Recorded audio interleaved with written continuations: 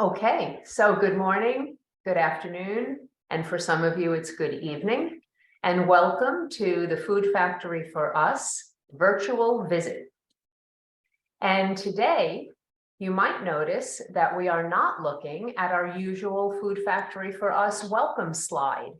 Instead, we're looking at a slide from Mercatiamo, because today's session will be a virtual visit of the organizations that you, the students, suggested at our first meeting.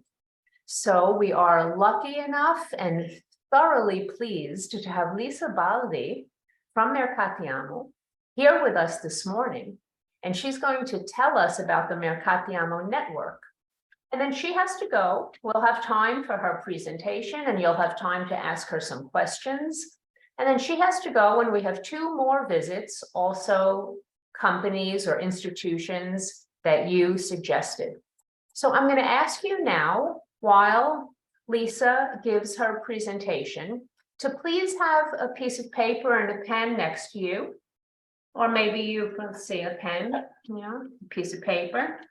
Or maybe you prefer a tablet where you can take some notes. But I'd like you to take some notes during Lisa's presentation, remembering the competences that we've talked about in our earlier sessions. So you want to be a careful observer of what Lisa shows and of what she says. And I want you to reflect while you listen to her about how her organization might inspire you in your Food Factory for Us project. Okay, so you can think about that. What exactly are you seeing and how does this inspire you for your project? And anything else that you might think of and might want to ask Lisa is of course also welcome on your notepad.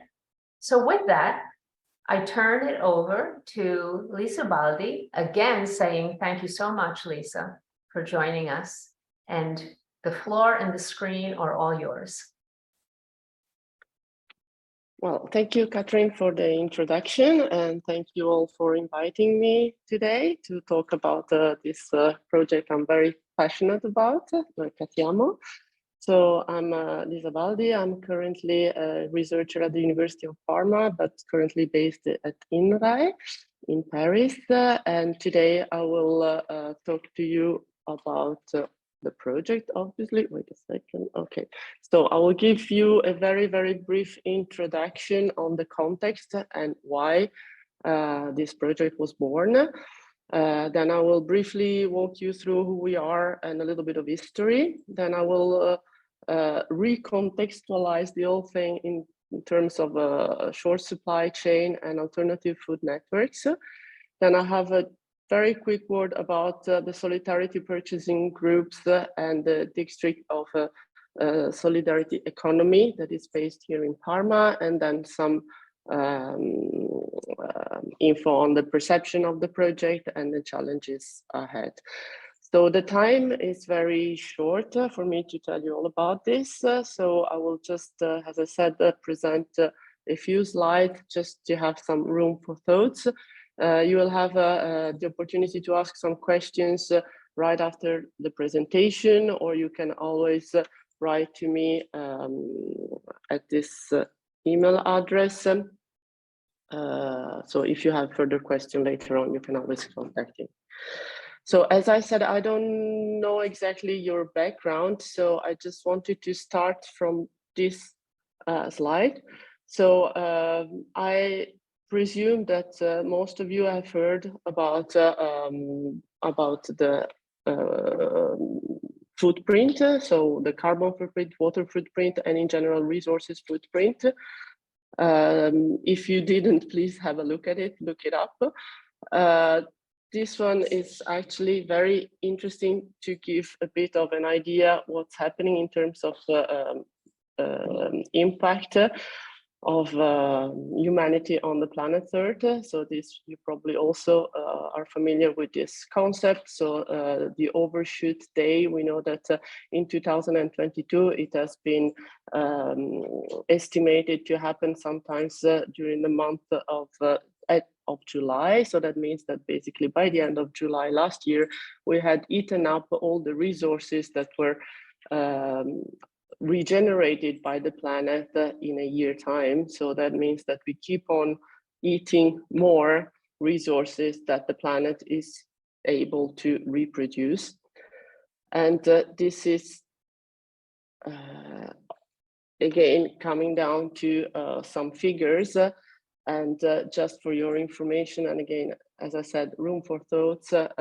The food system depends obviously on land, soil, water, biodiversity, and so on and so forth. And we know that the food system is massively impacting the natural resources in terms of terrestrial surface, in terms of global water, freshwater withdrawals, and as well as in terms of gas emission. Over 24% is due to the activities in agriculture and food industry correlated. So today we are here about talking about what we can actually do. So in fact, to face these issues, there are a lot of activities that can be done at the governmental level, such as the Green Deal and other policies framework. But today we want to focus especially on what the civil society can do in collaboration with the private sector. So it is clear that the fundamental transformation of the food system is required. And that's what we try to do in a small scale in Parma, but this is actually a good opportunity to bring this experience out there and to try to go for, you know, positive cross-fertilization of ideas and also learning from each other on how we can give a little contribution to this issue. So who we are. So we are an NGO, so we are an association. It's called Parma Sostenibile, so it's very Italian, it is very local. We have a few projects, so Mercatiamo is just one of them. This is our leaflet, I'm sorry, it's in Italian, but anyway, these are the main projects we have. So we have, as I said, Mercatiamo, which I will explain later what it is. Then we have a Fruit Torti, which is an edible food forest. So it's a project that celebrated its 10th anniversary last year. And it's a project where we foster agroecological processes and where we actually mimic the food, a small forest, and then we have a project related to education. So where we go in the school and we talk to the kids, we talk about biodiversity, we talk about agroecological principle, and we talk about critical consumption. So we try to put all this information together to address the sustainable development goals of the UN, some of them at least. So Mercatiamo started in 2015. Initially as one event, so it only wanted to be one shot event, and it was promoted by a group of consumers. I put it in between brackets because we don't actually very much like this word. We tend to call them users rather than consumers.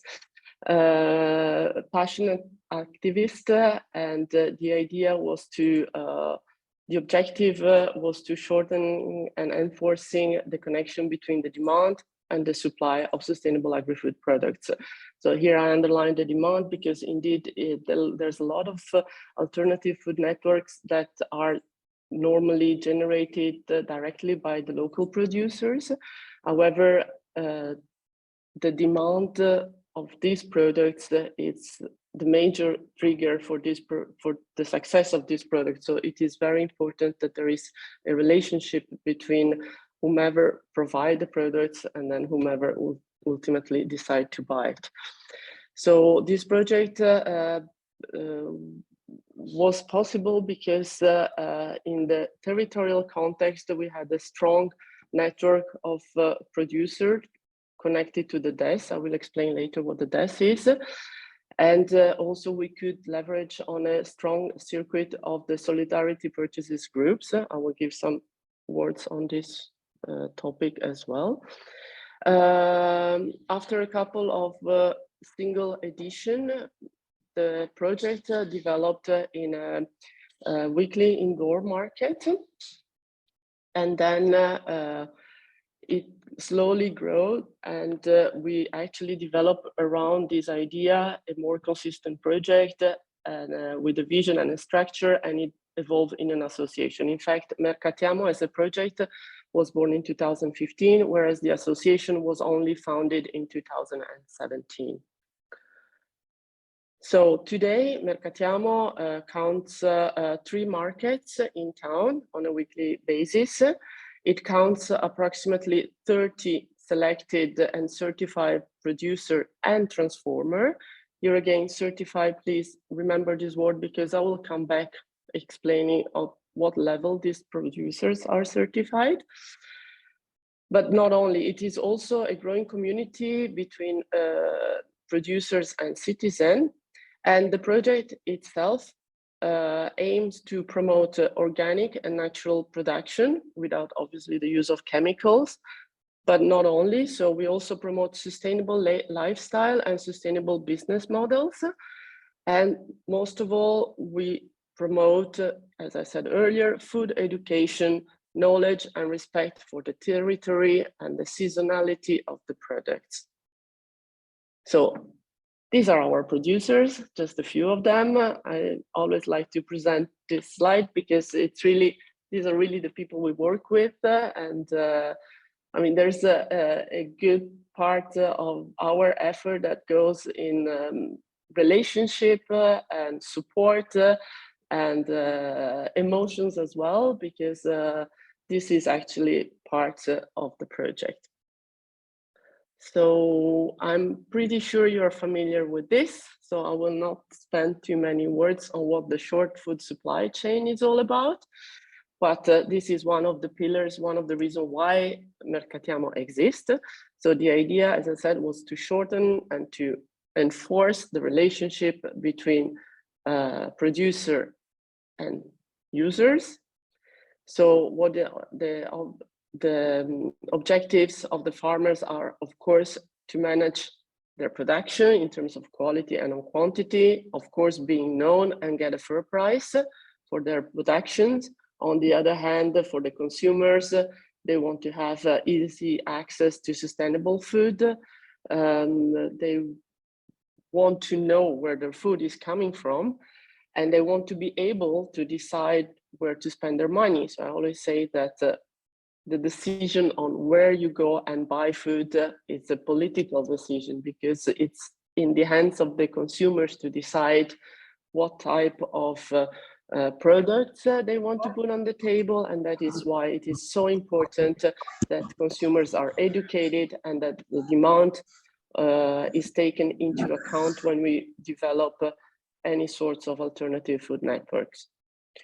So here again, the description, very basic on what is an alternative food network. So the idea is to, cut down in many steps of the conventional food chain that might include a lot of steps that are such as, marketing, logistics, and so on, and you name it, that are in a way distracting the attention and value from the product themselves towards other activities. So the advantages of the short supply chain are well known in terms of social benefits, in terms of economical benefits, and in terms of environmental benefits. Here again, there's a lot of literature about it, and I just push you to go and search for it. And then I mentioned earlier the solidarity purchasing group. So it is always very important to try, when when you want to set up some best practices, it's of course important to look around and to have and to do research at the international or national level. But what is extremely important is that when you decide to act, you have a strong understanding of the current reality and the reality that is part of the territory. So as I said, in Parma, in a way, we were very lucky because there is a very strong culture and history about this solidarity purchasing groups. I don't know if you're familiar with this concept, but basically these are just a small association or informal groups of people that get together and negotiate prices for products directly with producers. So they choose the producers they want to purchase from, and they agree with them often on a yearly basis, approximately quantity that they want to purchase and prices. So this is obviously a win-win because from a producer side, they are able to guarantee a market for their products, and on the other hand, it's an interesting aspect for the consumers because they can negotiate a little better price. This type of activities often generate a network and relationship with the producers themselves, and it is not unusual that in situations of crisis such as drought or bad weather conditions, if the producers has trouble with the yield for that specific years, very often consumers get together and try to support by either buying their products or even financially, even providing financial support. So in Italy, the first group, solidarity group, was founded in Fidenza, which is in the province of Parma, in 1994.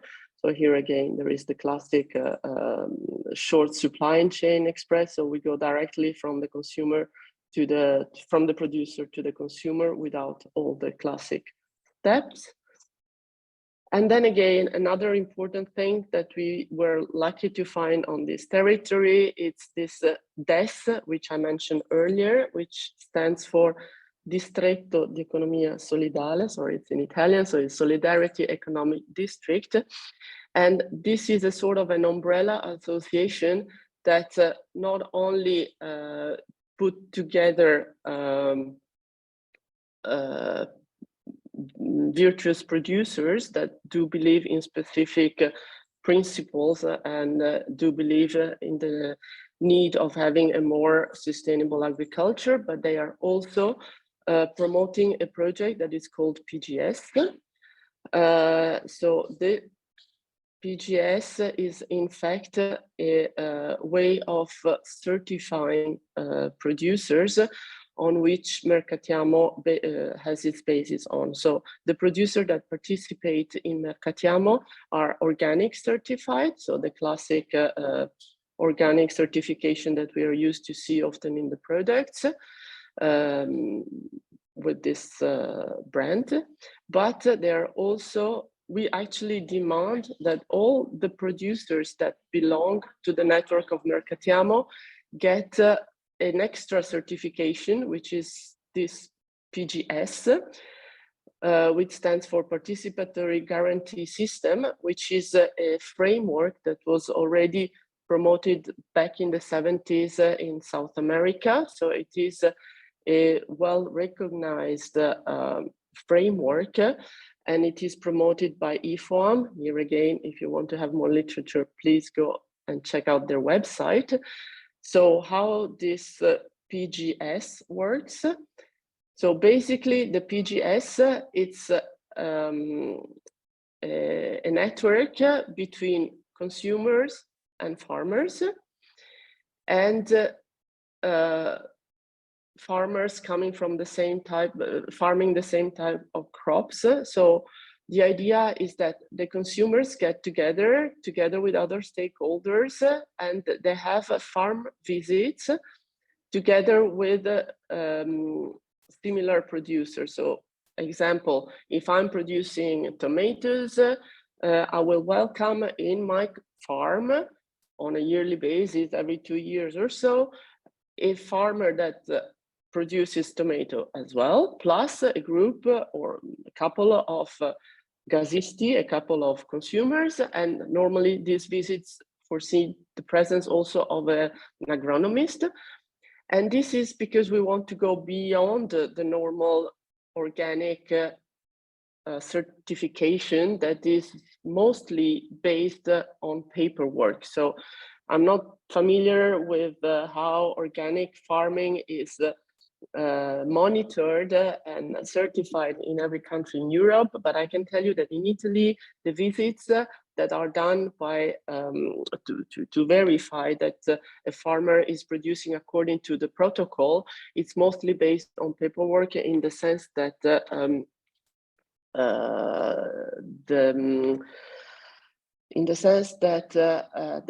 farmer has to simply provide information on where he spent his money and all the invoices that he has produced, as long as they are not, as long as their money are not used to buy chemical fertilizer or chemical or pesticide, then that's already an indication that you can get the certification. Whereas here, we want to go much beyond that because we really look at how things are done, how the agricultural process is done, and how close it is to real ecological sustainability.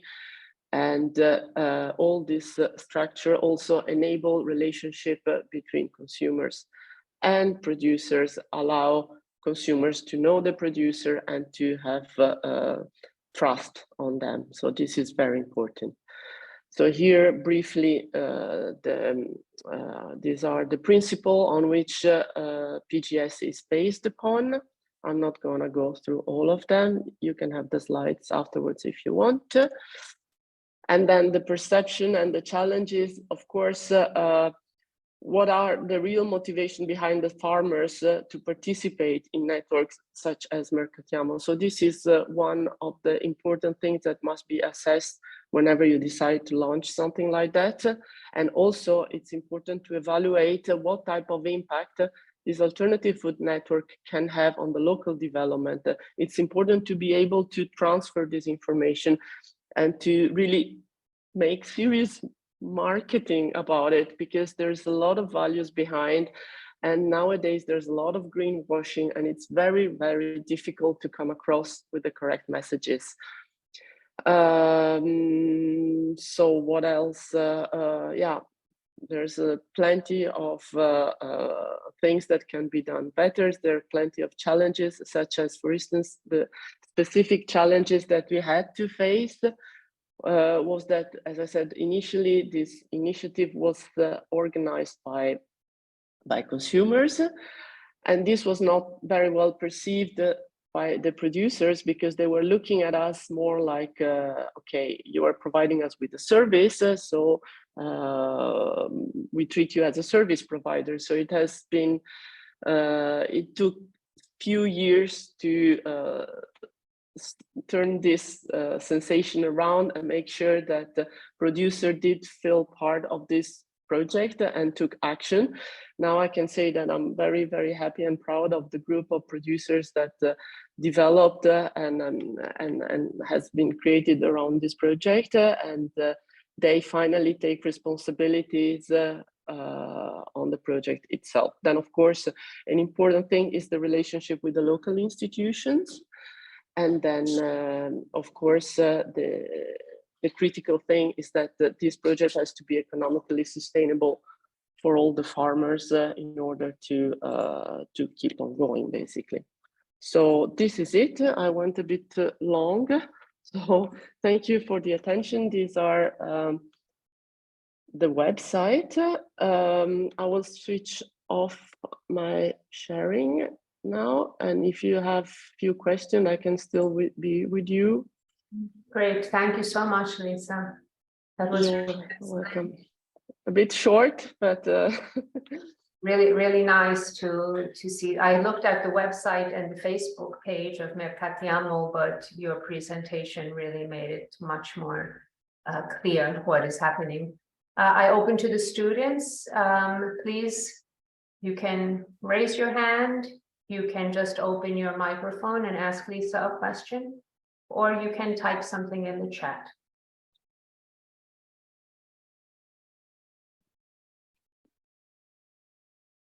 How about let's hear from the people who suggested Mercatiamo.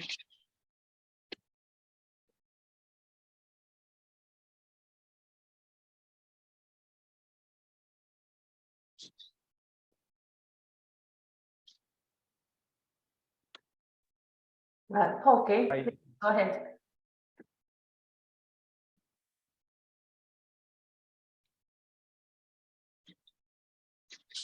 Hello. Hello. Okay. Thank you.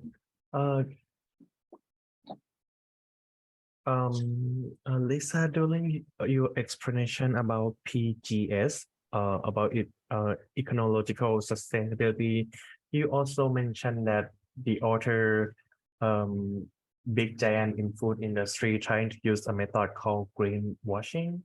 Could you elaborate on that part? Like, what is the most common method of greenwashing?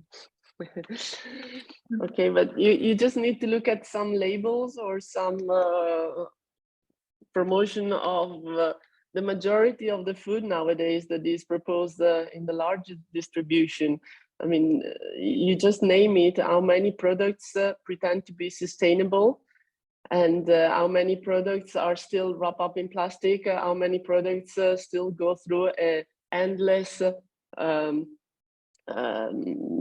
logistic chain before they can be from the producer to the table of the consumers. I mean, I don't want to be too radical about that, but for me, the value is what you eat. So it's in the food, it's not on the logistic process, and it is not on the marketing of the product itself. So I think it is very important that we understand that we have to consume as much as we can out of the products that are produced nearby.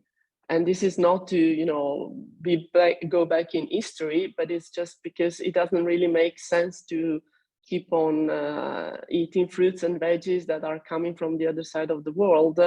And then again, sometimes, of course, you can do it, but if it on a regular basis, you should really try to buy local stuff and to follow and understand the seasonability and the impact that the certain crops have on the environment. I just give you an example here. For instance, in our region, we produce a lot of Parmigiano Reggiano, of course, hence it means that we have a lot of cows, dairy cows, fine, good.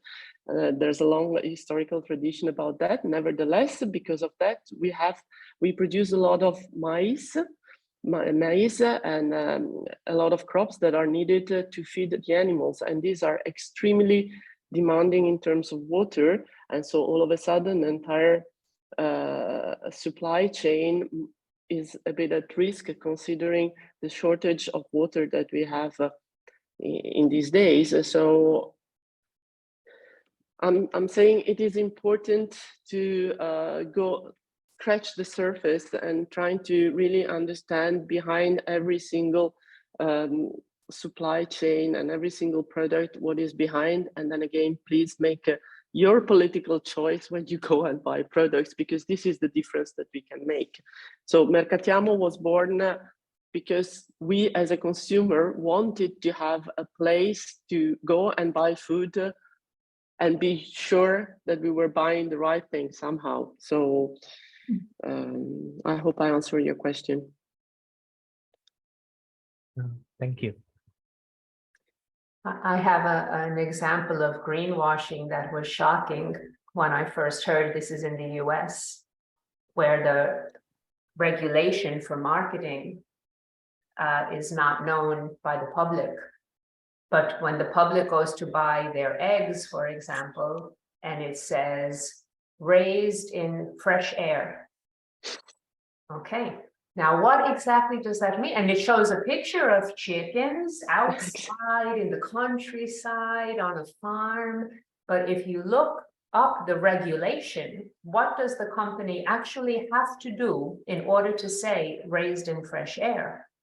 It's very sad. The chickens have to be outside, meaning get air from the outside. I think it was for 1 hour per day. And the outside consisted of, I think it was 20 square centimeters with the opening above. So if you put your chickens for 1 hour per day, in 20 square centimeter open to the sky, you can say on your packaging, raised in fresh air, and show a picture of chickens on a farm. So to me, this is an example of the greenwashing that the consumers are being fooled by this message of sustainability that is really not there. And I'm sure there are many other examples. So thank you, Poppy, for this question. I think we can take one more question. Yeah. Antonio? Yes, I've, if it's possible, 2 or 3 curiosity questions. First of all, thank you for your interview. It's very interesting, and I would like to ask you. So you mentioned the difficulty of involving producers in the project, but why is not always possible? Because it's more useful for small producers. What do you think? What is the biggest problem, the biggest economical problem about this question?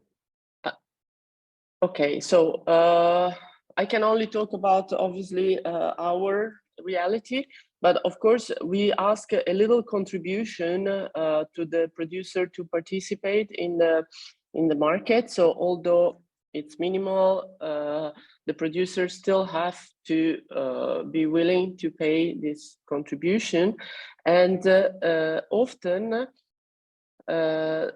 producers that produce in small scale don't do it as their first main activities in the family. So they might have other jobs, and then they also, especially in the beginning of their let's say farming career, they do farming a bit almost like a hobby, and then that means that what they're willing to put at stake, it's not much. It's not very high in terms of investment, in terms of time, in terms of product itself. So to be able to support these very small realities, to make it through, let's say, a transition from any other job into farming, in that period of time, those producers have different objectives compared to those producers that instead do that as their first activity. So that has been a bit of a challenge. So I don't know if I really explained this clearly. So basically we have 2 types of producers. We have those ones that are professionally farmers, and then those that are doing it a little bit part-time. And as they do have a different interest, it's not always easy to involve them. And then again, the contribution that we ask them is not enough to pay the entire organizational work that is behind. Most of the time we actually organize all these things for the glory, and we use in fact the contribution to print information materials, or even we have to pay to the municipality the cost of the square. I mean, we have to pay on a regular basis an amount of money to the commune in order to be able to rent the square where we have the market. So there is some money involved there too, and that's why not all producers find the participation in this activity interesting, because they have to partially provide a financial contribution, and partially they also have to get involved in the activity of the association. We ask them to be checked. We want them to follow this PGS. A lot of producers are not ready for that. A lot of producers are just, still willing to cultivate a bit the old-fashioned way, using fertilizer, using chemical fertilizers. So it's not always easy. Thank you. I have another question, if it's possible.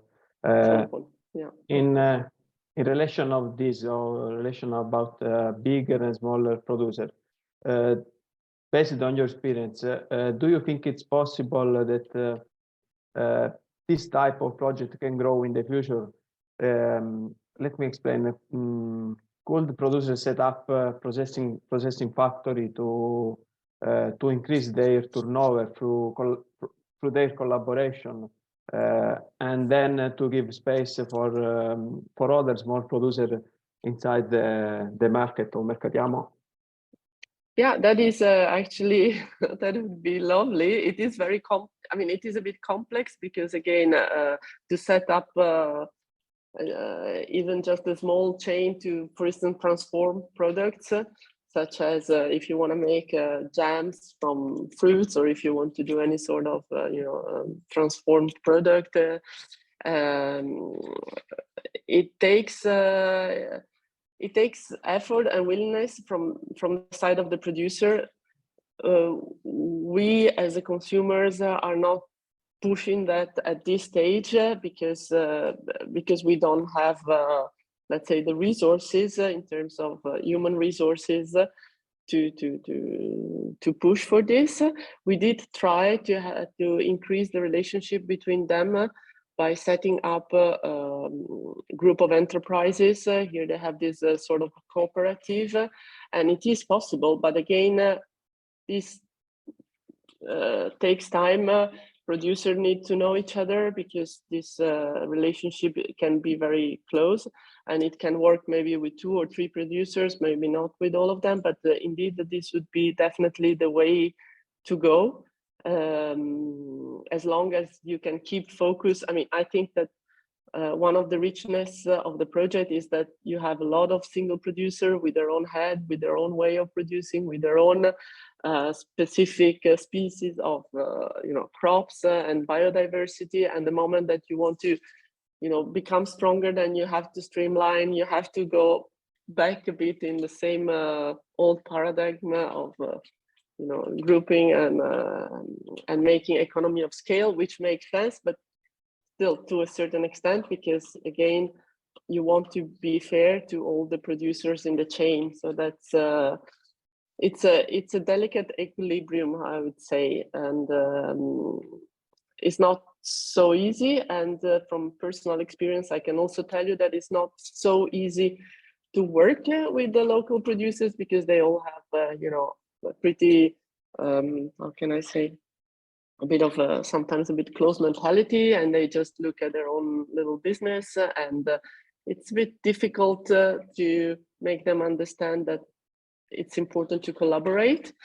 I still, as I said before, I'm very happy to, when I show you their pictures, because finally we are, getting there, in the sense that there is a strong relationship that have been growing throughout years among these people, and they now you see that they actually buy from each other different products. Then they, do the transformed product with some of the products of the others. So it's an interesting evolution, but it takes time and willingness. And I think that farmers are still a bit of a strange, how can I say? It's an interesting category of workers, and it's interesting to see how they interact with each other. Yes, I know. I think also that the mentality approach is the most important problem. But I think maybe step by step it will be possible. I hope it. And also, I have another question. What is for you the greatest difficulty of this chain? actually? Oof, the greatest difficulty. The greatest difficulty is that, how can I say? Well, I think that the greatest difficulty is to make sure that there is the demand that is absorbing these products, because at least what I can see here in the local reality is that there is the wish, especially from younger generations of farmers, to do production in a certain way. But we have to make sure that these people can make it and that these companies are actually economically sustainable. And that is only happening if there is enough demand. So that's why I wanted to introduce the entire association and say that we need to do education, because it has to come from the people that are actually going out and buy. If people are just used to go to the supermarket, this will never fly. So you have to start from when they are small, educate them at school, do any sorts of informative session also for adults. So what other activities that we do? For instance, we do. Sorry, but here there is my colleague having another call. It's a bit tricky. Can you hear me? Yes, yes. Okay. So what I wanted to say is I lost my thought. Okay. Educating. I think that's the most difficult part. Educating the people, definitely. To have the demand, to have a demand of products in order to get the chain up and running, to make sure that this flow goes, and it's important to overcome this greenwashing sense of the perception that often the consumers have about the organic farming, because again, now they see it everywhere. If you look at the supermarket labels, you see like vegan products where it doesn't make any sense. Of course it's vegan if you are buying, I don't know, soya milk or stuff like that. So it's important that the consumer knows what is buying. Yes. What in this project are the production defined in collaboration between producers or no, or anyone its owner of himself? I didn't understand. Can you repeat, please? Are the productions defined in collaboration between producers or no, or anyone choose what he want to produce? So what we do, we have regular meetings once or twice a year on the production of each producer participating in the market, and that helps to steer a bit some sort of. But every producer has his own production plan, but this can actually be adjust.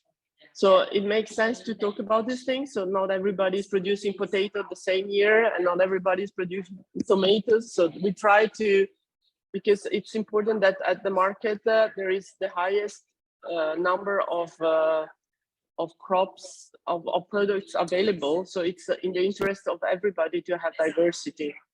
So to that extent, yes, they collaborate. But still, everybody is very in charge of their own production plan.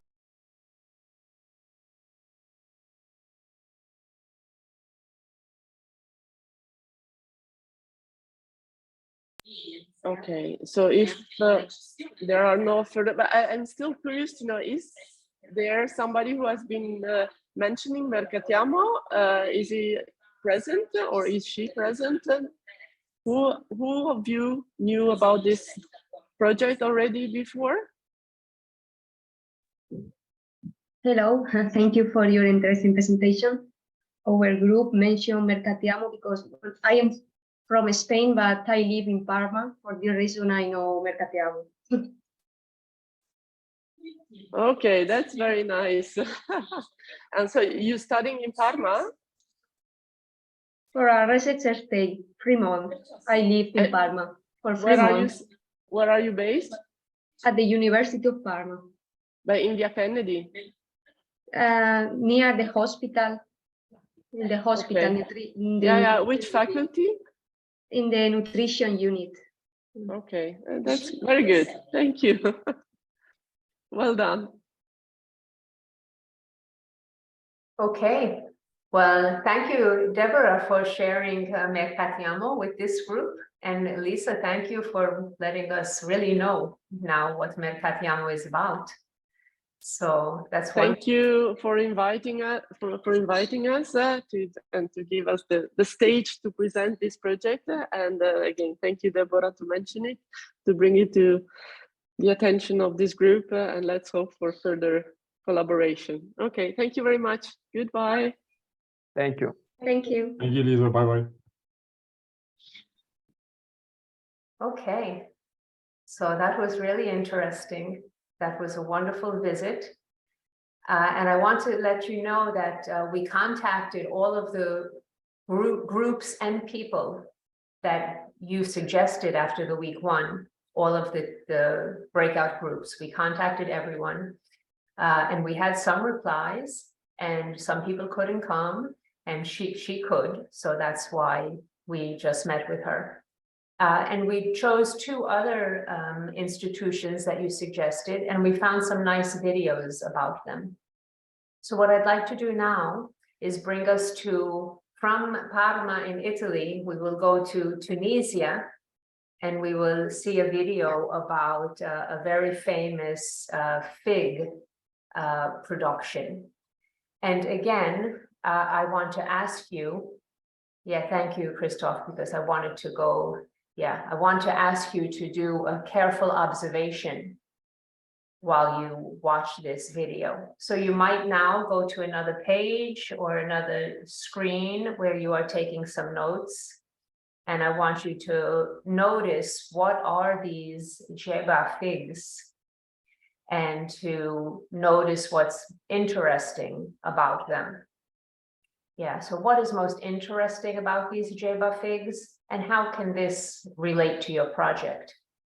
And if we have time, we will do a third visit, and then we will end today's session with a reflection with your team members about these questions, because remember, the goal is for you to be inspired by these examples and to use them, what you can, to help your Food Factory for Us project. Okay, so we're trying to lead you in that direction. So please make your notes about these two questions while you watch this video. It's about 8 minutes, I think. Yes, seven something, yeah. 7 something, it's about 7 or 8 minutes. And it's in French with English subtitles. And we had the video tip. You should put your, in order to see the subtitles, you have to put your screen in original size, you see? So in this Zoom control, Christoph, can you tell us where this control is? Shoot, you asked me too quickly for that. Sorry, I'm looking also, I forgot where it is. I think it's in video settings. Nope, that's me. Yeah, I think it should be. I don't know if I have the same screen right now as you do. Maybe if you share your screen for a second, then I can just look up. But I think it should be on the top right or something. There should be a small button that's called View. Yes, that's right. You're absolutely right. That's where it is. So in the top right of your screen, you see the words View. And if you click on that, you see Standard. And I think that's what you want. Yeah, you choose your original size and not fit to the window. I don't see those as options, but I see Standard as an option. Yeah, then maybe now it's called Standard. Yeah, they maybe changed the name of it. Yeah. Okay, so this way you can see the subtitles. Although, of course, if your French is good, then you don't need the subtitles, and no worries, you can just listen in French. Okay, so let's go to Tunisia. Yeah, I just have to share my screen because I forgot to enable the audio, of course. You should hear it as well. Yeah, about the figs. Okay. So if there's any problems, please just open your mic or tell, because I won't be able to see you.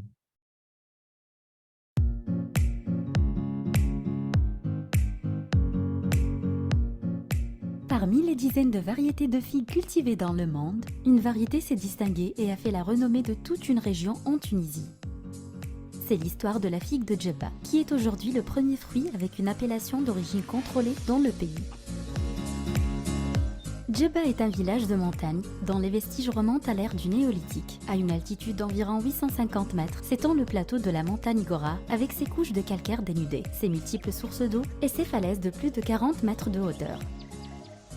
En contrebas des versants du Gora se niche le village de Djebba. Appelé Tijibabur dans l'Antiquité, administré plus tard par les Pères Blancs, le village reste connu pour ses vergers d'arbres fruitiers.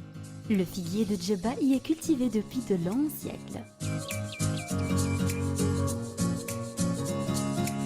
Fruit gourmand et gorgé de soleil par excellence, la figue est connue pour ses bienfaits nutritionnels, riche en fibres alimentaires, vitamines et minéraux. Elle a des propriétés antioxydantes. La figue de Djebba se distingue par ses qualités gustatives exceptionnelles, son arôme unique et son parfum floral subtil. À Djebba, tout tourne autour de la figue. Sa production représente l'une des principales activités économiques du village. 800 agriculteurs et leurs familles y cultivent plus de 25 000 figuiers. La variété locale de figue Bouli est unique dans le monde entier et représente la fierté du village. Elle s'est développée grâce au microclimat particulier qui caractérise la région, ses multiples sources d'eau claire et un système d'irrigation ancestral qui date des temps des Andalous.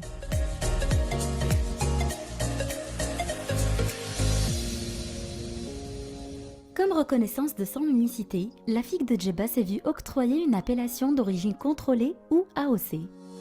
L'AOC est un label officiel attribué par le ministère de l'Agriculture garantissant aux consommateurs l'authenticité d'un produit. Ce label certifie que le produit est issu d'un terroir et d'un savoir-faire particulier. L'AOC vise à préserver le mode de production traditionnel ainsi que les spécificités géographiques de production, protéger la biodiversité, le climat et l'environnement. Ce label permet également de protéger la renommée du produit, promouvoir sa commercialisation et d'améliorer ainsi les revenus des producteurs. L'AOC peut être utilisée par tous les agriculteurs de Djebba qui respectent le cahier des charges et les standards de qualité. L'Institut national de la normalisation et de la propriété industrielle INORPI est chargé par loi des audits externes pour certifier le fruit, tandis qu'une association de producteurs à Djebba gère l'AOC sur place et vérifie la traçabilité. La labellisation des figues de Djebba avec AOC a démarré en 2014. Depuis cette date, les opérateurs de la région se sont mobilisés pour valoriser ce fruit emblématique de la région. La démarche de valorisation autour de l'AOC va bien au-delà de la simple labellisation. Derrière l'AOC se cache tout un esprit d'amélioration continue et une volonté de mettre en valeur les traditions pour construire l'avenir. La figue labellisée AOC est commercialisée aux 4 coins du globe. Une grande partie de la production des figues de Djebba AOC est destinée à l'export. En Tunisie, la figue labellisée est distribuée sur les marchés locaux et les réseaux des grandes surfaces. Les activités de promotion de la figue de Djebba AOC se diversifient depuis quelques années, en Tunisie, mais également à l'étranger, dans le cadre du programme de promotion nationale qui vise à positionner la figue de Djebba AOC sur les marchés de niche en tant que produit de terroir tunisien. Toutes les activités de valorisation de la figue de Djebba AOC sont développées par la Direction générale de la production agricole au sein du ministère de l'Agriculture ainsi que du groupement interprofessionnel des fruits avec l'appui du projet d'accès au marché des produits agroalimentaires et de terroirs Pampas mis en œuvre par l'Organisation des Nations Unies pour le développement industriel, ONUDI, et financé par le Secrétariat d'État à l'économie de la Confédération suisse, SECO. Le dynamisme créé autour de la figue de Djebba AOC a également encouragé le développement de produits transformés. Les femmes du village se sont unies pour produire des figues séchées au soleil, des confitures de figues, des pâtes de figues selon les standards de qualité exigés par le marché. Au cœur du village, ces produits dérivés sont proposés aux visiteurs dans la boutique du terroir Les Délices de Djebba. Conscient du potentiel que présente le village, le ministère du Tourisme et de l'Artisanat et l'Office national du tourisme tunisien ONTT sont également devenus des partenaires associés pour développer le tourisme alternatif à Djebba. La situation géographique de Djebba, à seulement 30 km du très connu site archéologique romain de Douga, fait du village une destination à fort potentiel qui peut être intégrée dans les circuits touristiques du nord-ouest de la Tunisie. Outre le paysage féerique, l'unicité de la figue de Djebba offre un intérêt particulier pour les touristes alternatifs. Djebba est devenu un modèle de réussite qui montre l'impact du label AOC pour créer une dynamique économique et touristique dans la région. La figue, en tant que produit phare, fait parler du village, améliore la notoriété de Djebba et attire de plus en plus de visiteurs. L'AOC a également permis de développer des activités culturelles. Chaque année, au mois de juillet, les Djebbaois organisent le festival de la figue de Djebba AOC, un événement qui prend de plus en plus d'ampleur. La mise en scène de la figue à travers les recettes locales est un vecteur clé pour la valorisation du produit de terroir de Djebba. La cuisine a en effet un potentiel d'innovation et de créativité presque illimité. Beaucoup d'utilisation de la figue dans la cuisine reste encore à découvrir. Le goût unique de la figue de Djebba est devenu une véritable source d'inspiration pour les plus grands chefs cuisiniers de la Tunisie. À travers des plats innovants, les professionnels de la gastronomie contribuent à mettre en valeur le patrimoine agroalimentaire du pays. La figue de Djebba est devenue un symbole des richesses cachées dans les régions de l'intérieur et a permis de fédérer différents acteurs nationaux autour d'un objectif commun: faire d'un produit de terroir un véritable levier du développement local.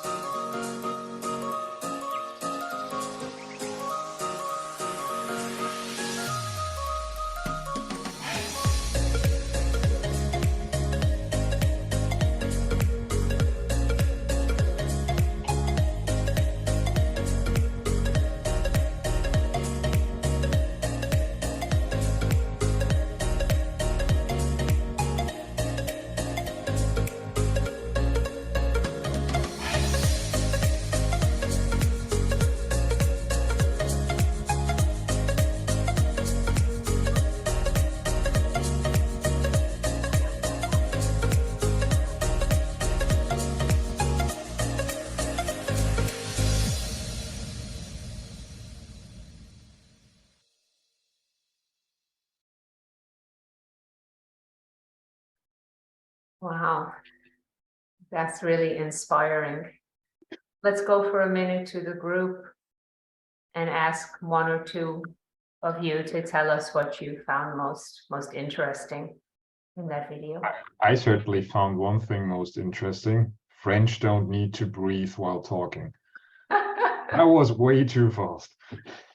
Yes, she was talking very, very quickly and non-stop. She was talking the whole time. I agree, if I was making a video about my products or my short food supply chain, I would want something a little slower. Anyone else have, can someone tell us what they found most interesting about that video?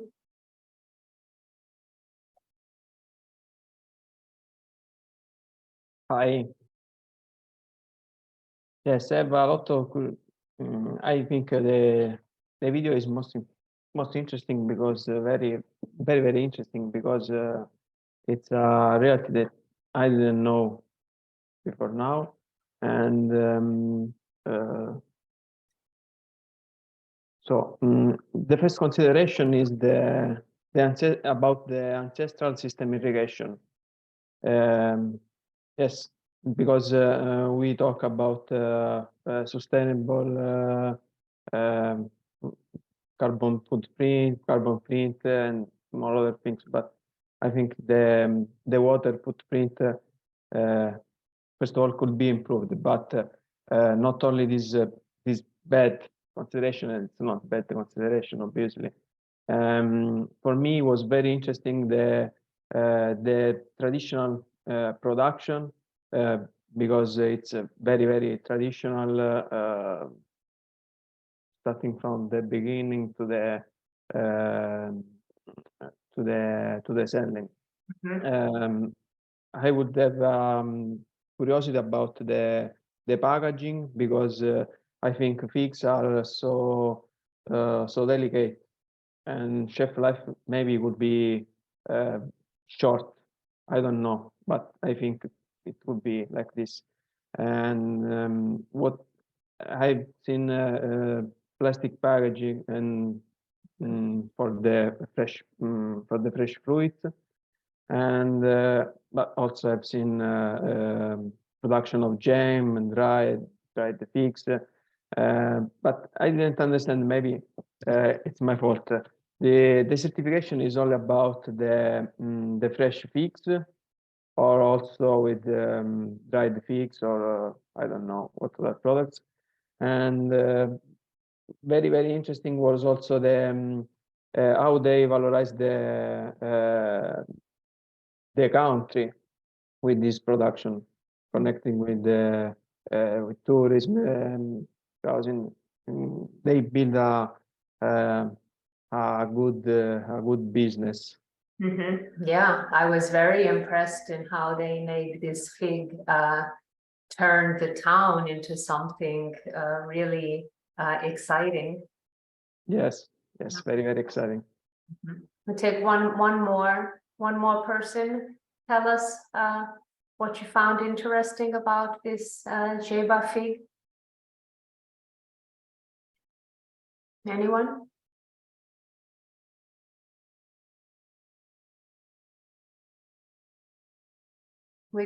Antonio has talked a lot. Poke also has talked, and Deborah, let's have someone who has been quiet.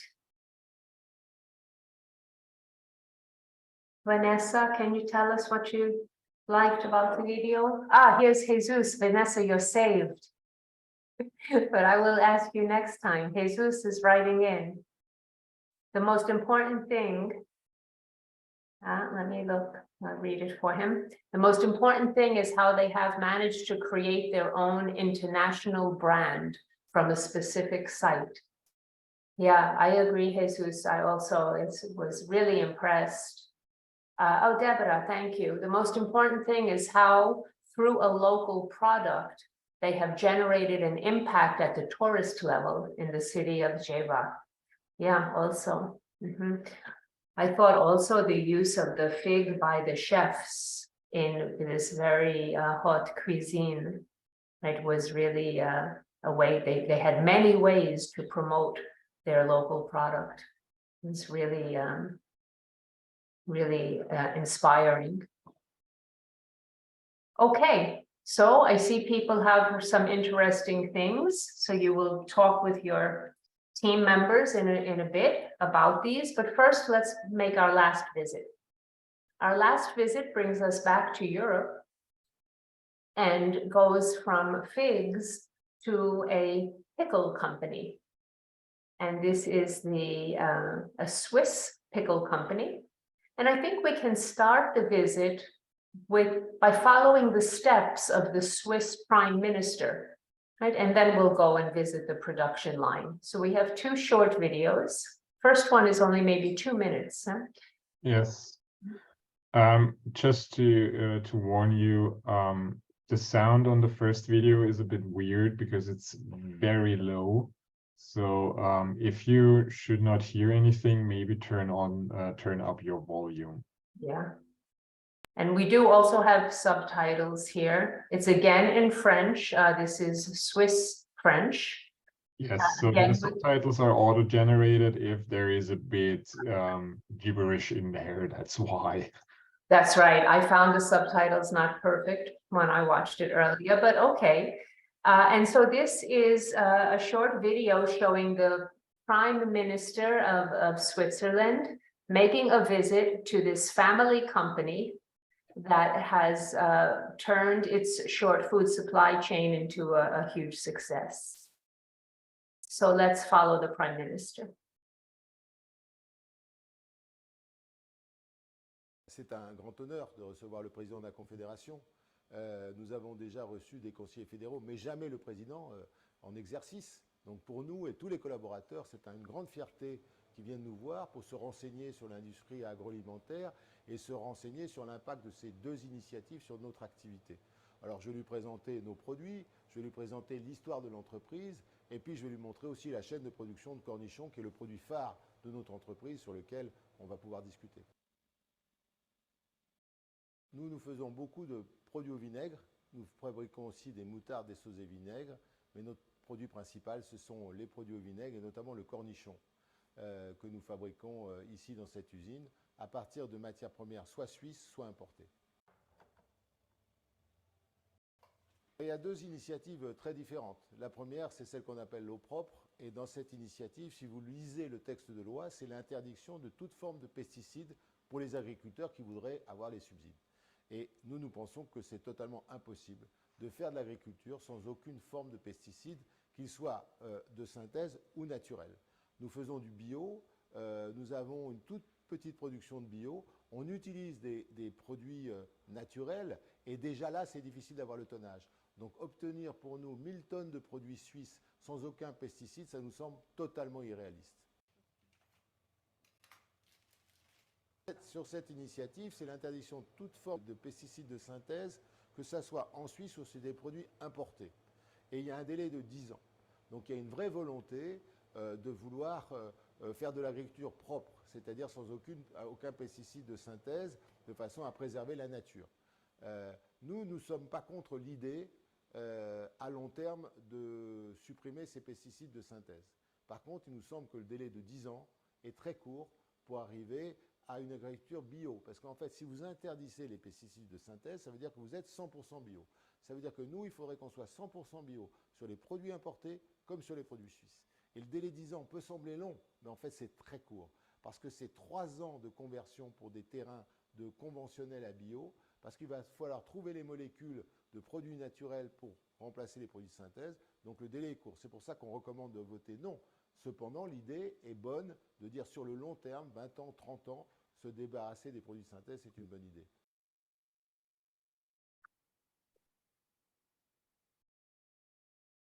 Thanks. That was really interesting. It was not the video I expected. I had some kind of error in copying the link. But I thought, yeah, because there is a different video where the Prime Minister comes into the pickle factory. But nonetheless, I thought that was really good to see a contrasting view about organic production. But before we say a couple of words of what we found most interesting, let's visit the production line of the pickles and see what he's talking about how much material he actually needs. And this one has no talking, if I remember correctly. It's just music. Yeah, it's just music. Okay, so let's watch this.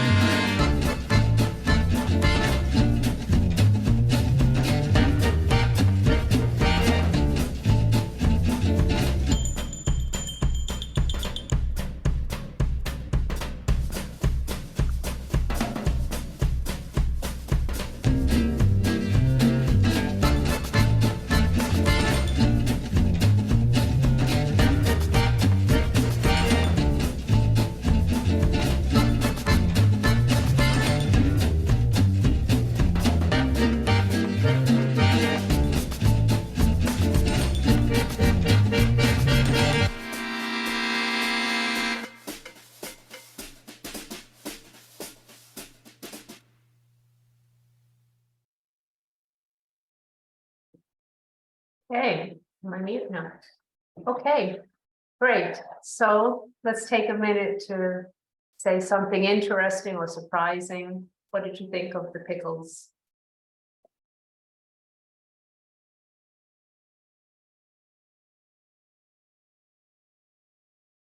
Anybody? And somebody new? Let's get someone who didn't talk yet. Vanessa, you ready this time? What did you think of that video, those videos?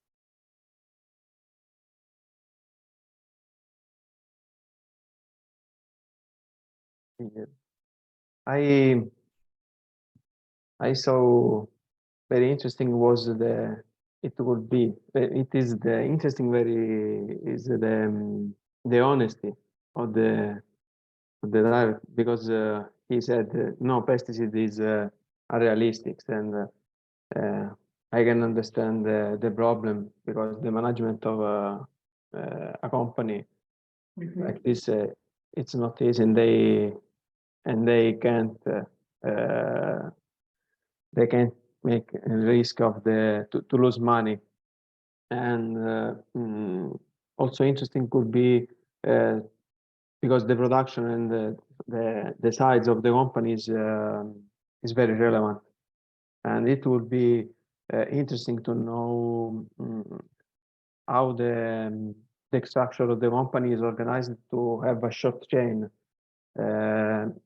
And I think maybe it would be related to Mercatiamo, because it would be the next step of Mercatiamo in order to achieve a big production, controlling all the short food supply chain. Yeah, thanks, Antonio. I also thought it was most interesting how this, the growth, that this is a family business of local products that has grown in 100 years' time. It was founded, I think, in 1909, if I remember, right? So in a little more than 100 years' time has grown to be an intermediate size business. I mean, it's not a giant business, but this changes the requirements. One of the ladies, Hina or Carmi, Vivian, Vanessa, Maria. Okay, Deborah. The information about this 3 years is needed to transform to transform the fields. Yeah. I thought it was even longer than that. I think in the US it's 10 years. The fields have to have no pesticide for 10 years before you can say this is an organic product. And it was interesting, I thought, what he said, that they cannot make enough of the product, of the cucumbers, if they don't use pesticides. I don't know if that's true, but he seemed sure. Yes, and also it's interesting to know how it's possible if it's really sustainable, a short food supply chain of this dimension. It's very interesting how and if it's really possible, because I think there are different intermediaries, I think. It's an interesting contrast with the figs. The figs didn't talk about if they use pesticides or not. They didn't say if they were organic, so probably they are not. But the figs, they increased their production. They also increased their production a lot, right? They doubled their production and are going from a short chain to something, they are growing a short chain. And I think that is really the goal of your projects, to show a short chain and how can you grow it. So with that, let's, good, somebody, Jesus, the most important thing is how they have been able to create the products without pesticides by making the extra effort, making this effort not to have an impact on the cost for the consumer. Yeah, I think maybe Lisa from Mercatiamo gave this idea of the education of the consumer, because the consumer maybe doesn't want to pay the extra cost. Maybe more bigger is the trade and the sustainable and the tradition are lost. I think this is a crucial point of the short food supply chain. Agreed. Okay. So it's already almost 11, and I'm going to show you a couple of slides about the reflection, and we will do a short piece of it because the time. Catherine, Vanessa also wrote in the chat if you want to read it. Okay, Vanessa, yay. Hey, thank you, Vanessa. I like about their idea. It is interesting because they are trying not to use pesticides in that short time span in order to preserve the nature and tell their product is organic. Yeah, so they are trying, and he said they already have some organic, so they must have some products labeled organic and others not. Okay. Okay, so I'm going to see if I can share my screen now. Not that.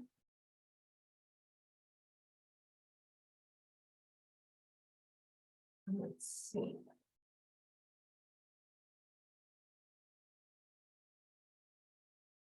Okay.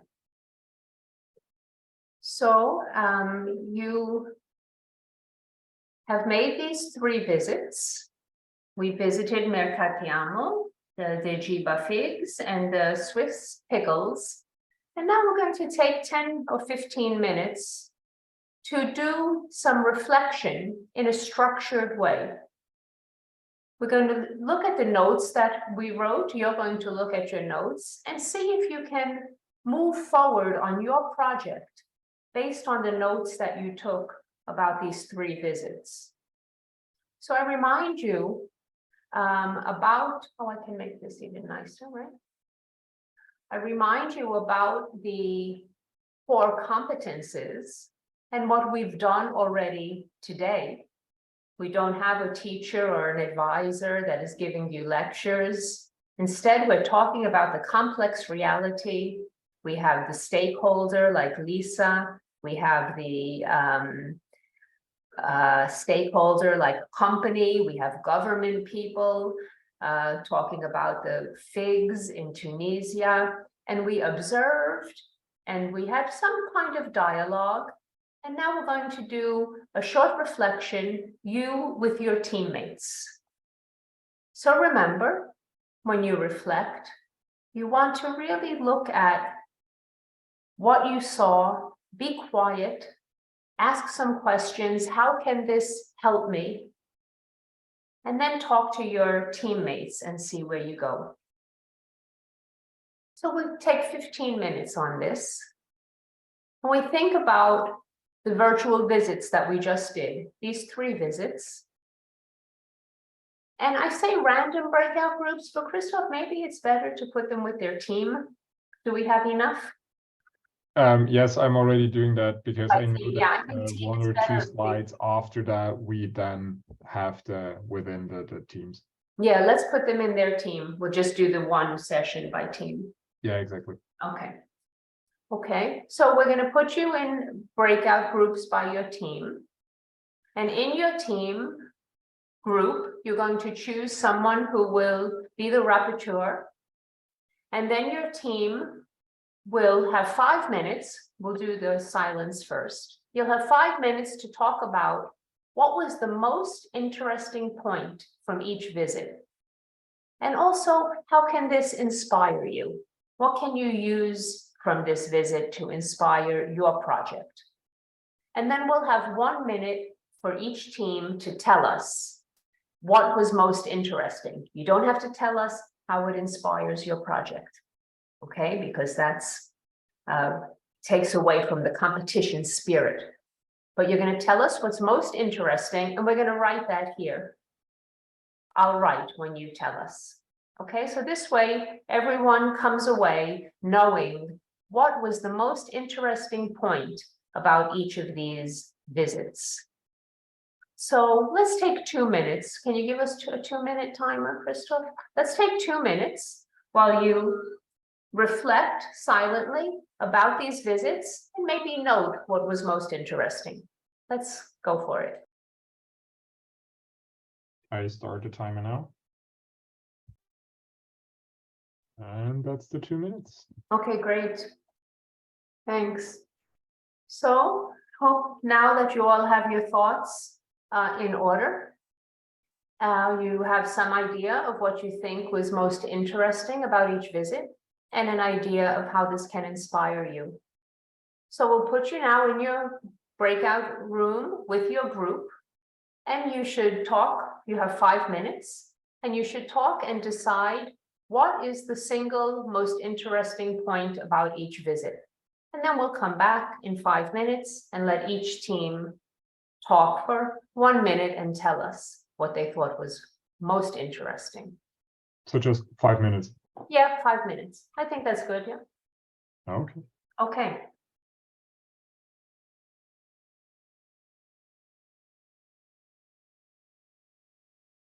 Okay, so there you have your breakout groups.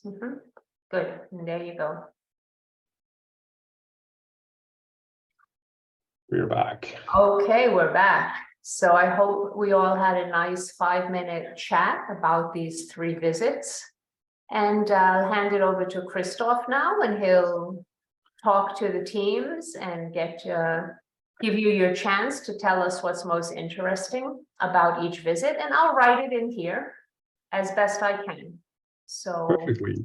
So I will start with another team, because we already heard a lot from Antonio and Jesus and Deborah today. So I want somebody else to talk for a minute. So we will start with the SLSU team. So that's Carmi, Maria, or Zia. Hi. Hello. Hi. Hi. So, for us, for Mercachamo, what interested us the most was when they actually had a direct trade from producer to consumer, since they're in a form of farm, and how they build from local to larger production. And then for, I think it's Yugo, it's interesting how they prefer to use organic pesticides rather than the synthetic ones. Although they still use the synthetic, it's still nice to use the organics, because what they can produce was also organic products, so it's healthier.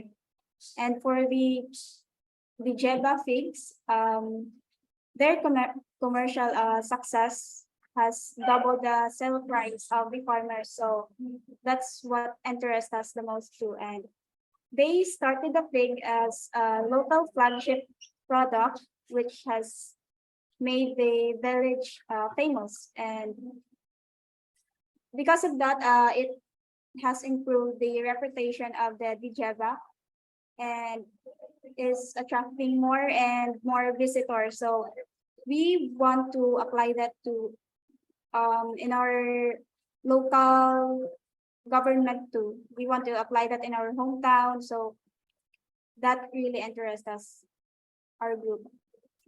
Thank you very That's much. all. That's very interesting. Sounds like you're most interested in the figs. Yes.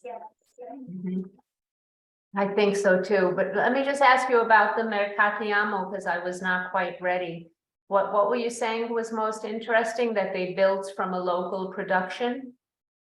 They build from the local, or they started locally. Then their brand grew larger, and they became famous. Their brands yeah, they went from local to international. Oh, that's the pickles. Mhm. Right, not Mercatiamo. I don't think Mercatiamo is international.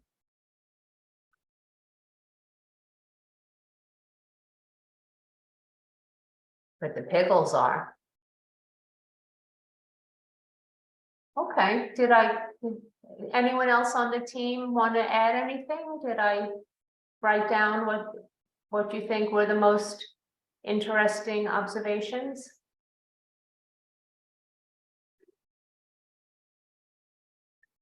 All right. If not, then we Can will go on No, no. to keep in the time. Yes. The next We have- team, I would, yeah, Yeah. sorry, Antonio. Okay, excuse me. Yes, if we can, if they haven't, we can speak about this. Sure. Okay. Yes, can I start? Yeah, sure. Go ahead. Okay, thank you. For Mercatiamo, one of the most important topics necessary for its success was educating people through information session, outreach and information, especially for young people. For Jebba it was the importance of fostering the development of the local company around typical local products. For Heinz, it was interesting for forward-looking aspects to achieve a successful small short chain, and we took inspiration from each of them. But the most important inspiration was to include the dissemination, market strategy, and the event promotion, and also the future development of project by obtaining a sustainable project. Thank you very much. Did I write it okay? Did I get your main idea?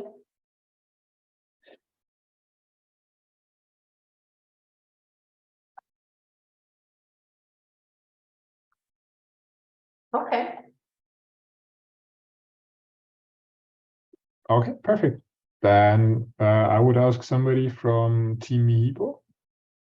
That's either Hina Okay. or Poke. Yes. Okay, so for the Mercatiamo, I would say like they work with, I like the idea that they work with the small groves. So they reduce the carbon footprints, and also that they have the organic certification for the producers as well. So it makes like it is an interesting and successful chain. So we should like get the motivation and the idea from that with the collaboration with the other groups. And for the other one, like Hugo, so it's like they're successful family business, and they cover all the aspects from like farm to the fork, like in a sustainable way. Like they don't choose the pesticides, so it is like it's more environment friendly products. And the last is like for the fig, I like the idea that it started from discovering from a local area like a product, and then get the certification from AOC, and then it comply with all the regulations, and it make it huge success for the producers and for the like the area and the tourist. It attracts everything. So from a small product, from a local product, it get the certification. So that inspires me more so about this industry. So yeah, that's all for me. Great. Yeah, it's true how for the fig, the certification was such an important step. I agree. When they got that certification, then they could really market their figs. Do we have one more group, Christoph? Yes, one last group, Pinoy Kaon, somebody, Rain, Vanessa, or Vivian. Maybe Hi, Vivian, good day. Vanessa. Okay, Vanessa is here. All right, for the Mercatiamo, it is interesting because it has supported the consumers much likely because they have a direct supply to them. and there is an economic sustainability of the project and the farmers themselves. The figs is, oh, the yugo. Then the yugo is interesting because they are aiming to not use synthetic pesticides for their products. And lastly, the figs are interesting because they have made an actual brand and made the whole village profile race. And we wanted to use these interesting things on our proposal journey so we can actually improve and actually help the town we are in. Thank you. Okay, you. great. All right. Well, I think we come to an end, Yes. right? That is our last activity today. We encourage you to do this reflection on your own, to work with your team, talking more about how this can inspire your project. And then the session is over. Christoph, you want to get us out of here? Yes, so to not drag it out, thank you all for participating.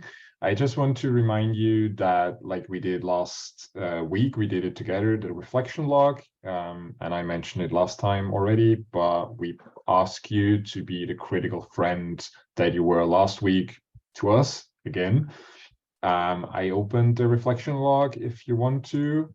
I will put the link in the chat right now.